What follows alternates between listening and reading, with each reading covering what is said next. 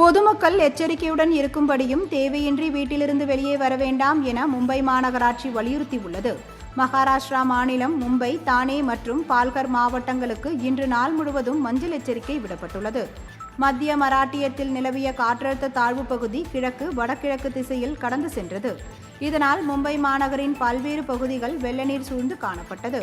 மழை நீரானது ரயில் தண்டவாளங்களையும் சூழ்ந்ததனால் புறநகர் ரயில் சேவையும் பாதிக்கப்பட்டது.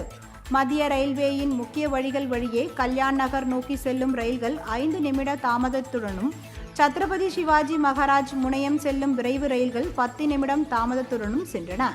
இதனிடையே பொதுமக்கள் எச்சரிக்கையுடனும் இருக்கும்படியும் தேவையின்றி வீட்டிலிருந்து வெளியே வர வேண்டாம் என மும்பை மாநகராட்சி வலியுறுத்தியுள்ளது.